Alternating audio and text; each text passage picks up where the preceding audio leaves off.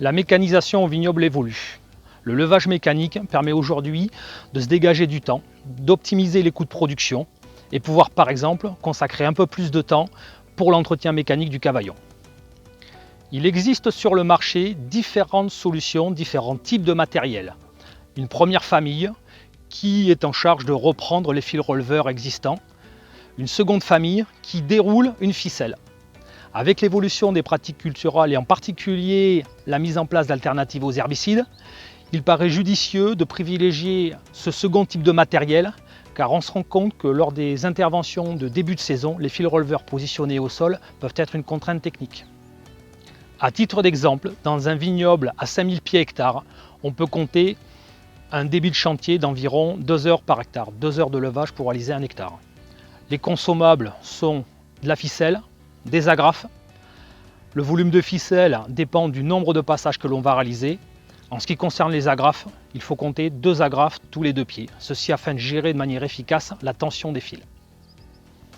Lorsque l'on parle de consommables, le volume de ficelle déroulée et d'agrafes doit être adapté en fonction de la densité de plantation, de la densité de feuillage, du volume végétatif. Monsieur Zaros, propriétaire du domaine du Buisson qui nous accueille aujourd'hui à la Sauve pour cette présentation technique, déroule une paire de leveuses et positionne une agrafe tous les 2 pieds, ceci afin de gérer une tension correcte. Comme tous travaux mécanisés, la réussite de cette tâche dépend du respect des préconisations. En ce qui concerne le levage mécanique, il faut s'assurer d'un état correct du palissage, en particulier les piquets de boue. Ils doivent pouvoir supporter les contraintes mécaniques générées par cette ficelle qui est déroulée. Deuxième point, la nature des piquets inter. Les piquets en acier qui se généralisent dans nos vignobles sont relativement agressifs. On peut avoir des ruptures de ficelle. Il faudra donc s'assurer de la résistance de la ficelle par rapport à la nature du palissage. Troisième point, le cépage. Voilà. Les cépages à port dressé se prêtent relativement bien à la mécanisation du levage.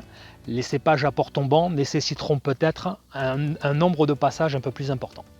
Préconisation supplémentaire, s'assurer de réaliser des nœuds suffisamment solides, puisqu'en fin de compte la ficelle est maintenue de part et d'autre en réalisant ce type de nœud. Autre point, la gestion de la tension des fils. Les équipements disposent de freins qui permettent en fin de compte de gérer la tension des fils. On l'assure aussi par le biais de positionnement d'agrafes. La mécanisation du levage n'est pas synonyme de travail bâclé. En respectant les préconisations et en privilégiant des cépages dont le port n'est pas retombant, on arrive à avoir un travail de qualité. À titre d'exemple, le Cabernet Sauvignon, le Sauvignon blanc sont des cépages qui permettent de réaliser un travail qualitatif, un levage bien droit. La Chambre d'agriculture de la Gironde peut vous accompagner dans ces changements de pratiques culturelles.